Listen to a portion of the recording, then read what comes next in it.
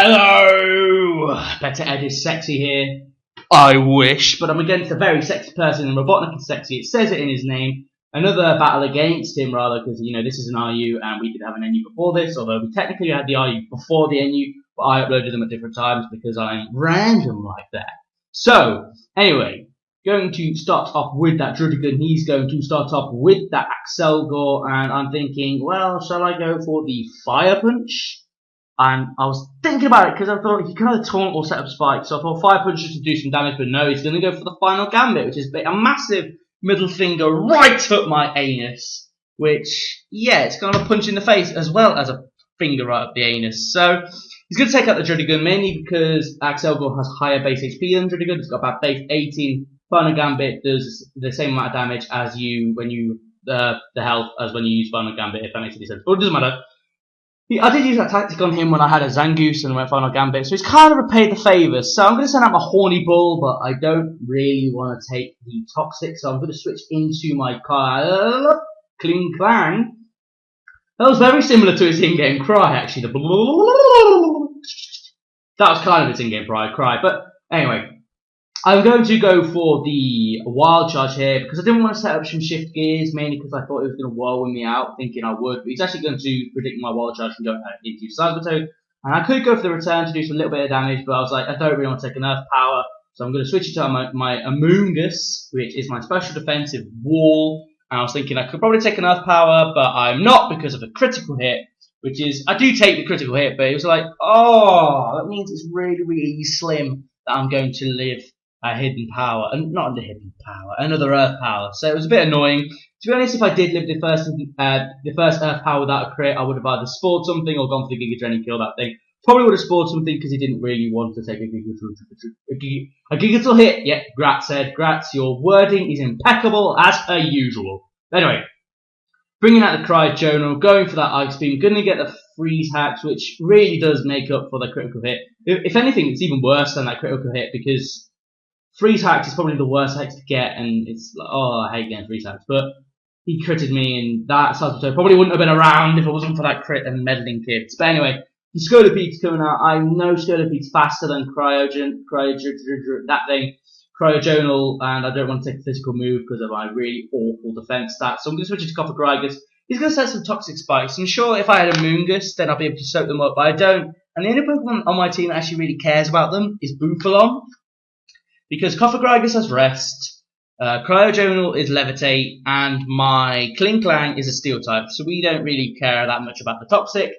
And that said, I didn't want to take Toxic on my Copper Grygus at the minute, because I was thinking I'll just go for Calm Minds, but the thing is, he might have Whirlwind, so there's no point in me setting up Calm Minds. It was exactly the same here when I switched into Kling Clang, resisting that Toxic. I don't want to go for Shift Gears, just in case he wants to go for the Whirlwind. So I went for the Gear Grind, just to do some damage. And he's going to hit the Scolipede actually really well. I think I'm Adamant Max Attack.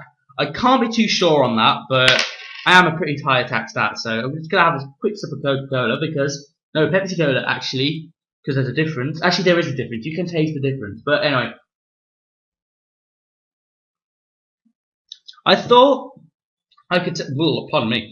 I thought I could take a Shift Gear. No, I went for the Shift Gear because I thought I could take an Earthquake if he wanted to attack me, but he actually goes for the Toxic Spike, so I was like, that is fair enough. That means that my Kling Clang's on high HP, or rather full HP, so I'll be able to take out the Scolipede with not a scratch on my gears, and I'm going to be up against this Aggron next, which is floating on an air balloon, one of the heaviest Pokemon in existence, and it's being held up by a little balloon. What the hell is wrong with these people?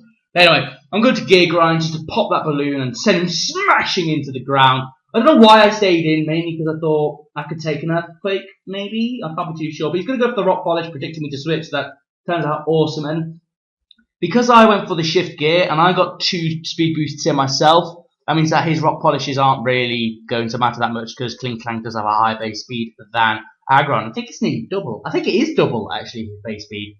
But anyway, double or much higher. But anyway, going to go for the return now on this Ludicolo because it's the only thing I have to really hit the Ludicolo because Wild Charge is not strong because it's like neutral and it will give me recoil, so this Hydro Pump would have done more damage, probably even killed me. It depends how much recoil I got, so I'm able to live it. And that's where he could have actually gone for the earthquake, and then Kling Klang would have died. But it doesn't really matter. I'm going to take him out, and now he's only got the mandibas left. And I'm thinking, yeah, hopefully I'll be able to get a proper Kling Klang sleep.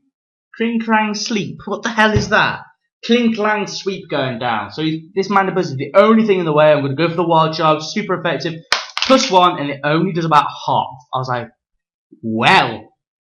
Mandibus is very strong because it can take. Mandibus is really bulky. It can take a lot of hits. He's gonna go for Brave Bird, not kill me, and I don't really like putting Brave Bird on a bulky foe. Like on Skarmory and like Mandibus, don't like putting Brave Bird because I don't like having recoil on a bulky poke. But that's probably just me. I mean, everyone else does Brave Bird on a bulky poke, but I don't know. That's just me. But you wouldn't put Head Smash on a sturdy Aggron, would you? Yeah. Anyway, I don't know. I'll get back to you on that. But anyway, I'm not going to kill him with Wild Charge because Mandibuzz is a beast. He's going to go for the Roost, predicting me to kill himself, and just on the off chance that he actually survived, because he did say, fuck me, Mandibuzz is a bulky bird, and I was like, yeah, it is a slut. So, I'm going to send in Cryojonal just to try and finish it off with the Specs Ice Beam, which is going to finish it off. Bingo, jingo, good game.